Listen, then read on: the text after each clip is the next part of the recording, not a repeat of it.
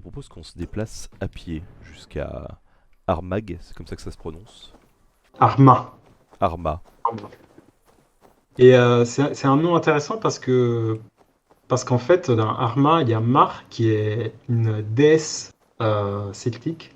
La stratégie chrétienne, c'était de reconstruire sur des sites païens. Et Arma en est un exemple emblématique. La digue du port noir. Intéressant de Je- passer par là. Cette digue, on sait pas, il y a des traces, mais on ne sait pas à quel point elle a été importante.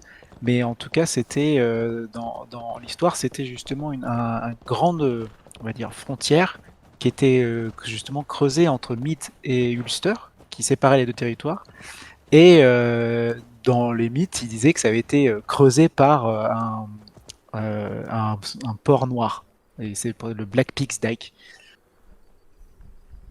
Qui venait d'où? On sait.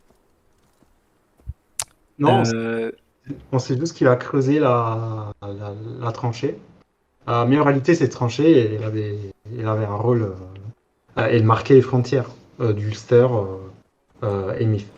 Est-ce qu'en termes de combat, il y a eu des nouveautés qui ont été ajoutées, des façons de combattre typiquement gaéliques ou irlandaises qui auraient été ajoutées, ou d'autres compétences hein, même dans le jeu.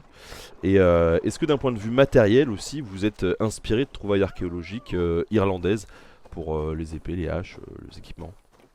Alors oui, on a pris quelques libertés, mais on s'est inspiré de l'archéologie celtique pour de l'équipement légendaire que je ne vais pas spoiler, mais on s'inspire d'un héros mythologique, Cuchulainn, qui est le protagoniste l'Iliade irlandaise, on va dire, le Táin. On s'inspire de lui pour créer en fait un set d'équipements que pour lui. Mais on en a plein d'autres. On en a d'autres qui vont être en fait obtenus par des factions outre. Ah, petit arc-en-ciel, c'est pas mal. Oui, Enfin. petit même gros arc-en-ciel. Et je disais, en fait, en faisant du commerce à Dublin, on pourra interagir avec des factions qui sont outre-mer. Par exemple, Cordoba dans la région ibérique, ou alors les Abbassides au nord d'Afrique. Et en fait, on va pouvoir récupérer des sets d'armure exotiques qui viennent d'outre-mer. Pour tout ce qui est combat et équipement irlandais, on a ajouté donc des sickles. Je ne sais pas comment on dit en français. Hugo, il pourra sûrement traduire pour moi. des faucilles. Voilà, exactement. Euh, donc c'est un petit clin d'œil à notre public français. C'est une nouvelle arme avec un nouveau set d'animation intégralement fait from scratch. Et on ajoute aussi quelques habilités, notamment le Viking Salute, donc le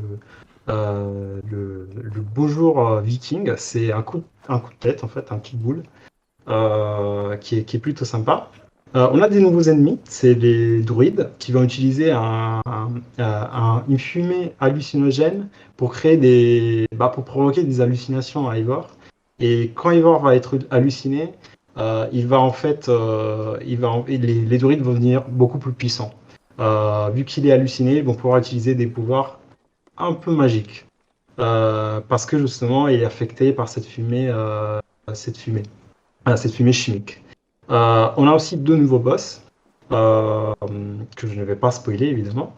Euh, on a un loup-garou, on a mentionné un loup-garou, on le voit dans le trailer et on pourra l'affronter. Je viens de m'infiltrer dans Arma, chose que je n'avais pas fait. Je me demande si je vais pas me tenter de me rapprocher un peu du château là-bas. Euh, Touc touc touc. On a, on peut revenir du coup sur un peu sur la christianisation d'ailleurs, hein, puisque comme on le disait ici, c'est vraiment un ancien site païen euh, qui en gros a gardé de l'importance en tant que lieu symbolique du roi d'Ulster, une des provinces irlandaises historiques. Et donc, comme on l'a dit tout à l'heure, il y a une église qui a été fondée sur ce lieu par les chrétiens, justement pour montrer que maintenant c'est bien eux le patron. Et, euh, et alors petite légende rigolote, la tradition veut quand même que l'église principale ait été ici fondée par un saint que vous connaissez à peu près tous, même si vous n'êtes pas des grands connaisseurs de l'Irlande, à savoir Saint Patrick. Voilà, ça serait lui qui au 5e siècle aurait fondé cette église. Vous avez casé une petite ref là-dedans dans le jeu ou pas du tout Ouais, il y a même un achievement sur ça, sur le mythe que Saint Patrick aurait chassé tous les serpents d'Irlande. Ben, il y en a un dans la map. Tu peux participer à l'extinction des serpents en tuant le dernier. Il y a un truc marrant aussi sur les équipements irlandais. On a un arc qu'on obtient tout au début qui s'appelle l'arc Northgale.